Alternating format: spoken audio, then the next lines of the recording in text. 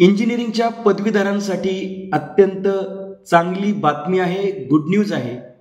भारतीय सैन्य दलामध्ये दाखल होण्यासाठी एक नामी संधी आता उपलब्ध होत आहे आणि याची आपण जाहिरात पाहू शकतो.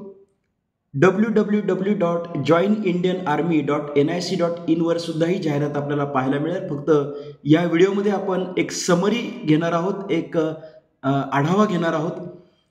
या संधीचा आपण एक अंदाज घेऊयात की कशा पद्धतीने पात्रता आहे आणि कुणासाठी ही एक प्रकारची अपॉर्च्युनिटी उपलब्ध आहे. तांत्रिकी पदवीधर अभ्यासक्रम म्हणजेच TGC हे या संधीचं नाव आहे. हा प्रवेशाचा प्रकार आहे. वयोगट इंजिनिअरिंगचे जे पासआउट्स आहेत यांच्यासाठीचं वयोगट अपेक्षित आहे 1 जानेवारी 2026 रोजीनुसार 20 ते 27 वर्ष हे वय आपलं असलं पाहिजे. अविवाहित पुरुष यांच्यासाठीची ही अपॉर्च्युनिटी आहे इंडियन आर्मीमध्ये काम करण्याची. आपण पाहतोच की आता सध्या वातावरण युद्धाचं आहे आणि प्रत्येकाला असं वाटते की आपण देखील देशाच्या संरक्षणासाठी आपण काय करू शकतो. इंजिनिअरिंगच्या मंडळींसाठी ही एक चांगली संधी आहे.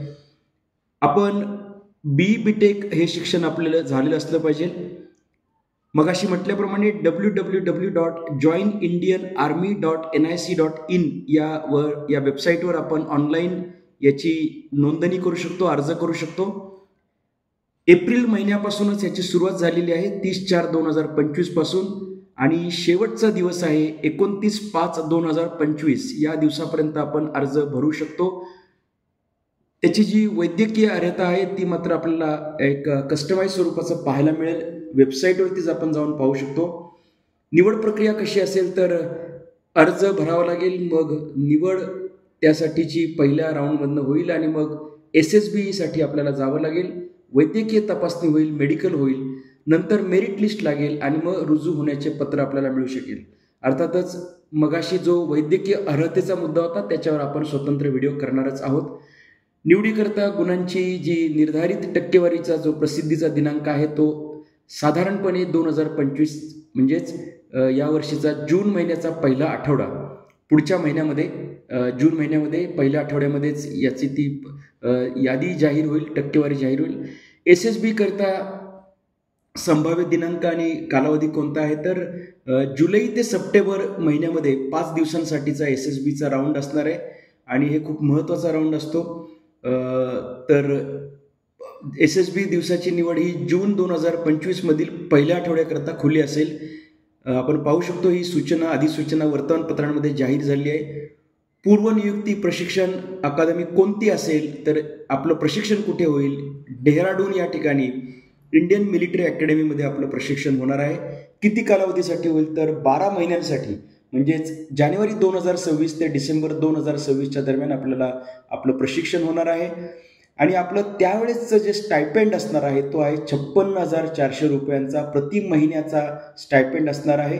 कोणती पोस्ट आपल्याला मिळणार आहे तर लेफ्टनंट ही पोस्ट आपल्याला इंजिनिअरिंगच्या ग्रॅज्युएटसाठी जेव्हा हे पूर्ण होईल यांचं निवड प्रक्रिया, प्रशिक्षण प्रक्रिया, त्यानंतर आपल्याला रँक मिळणार आहे लेफ्टनंटची.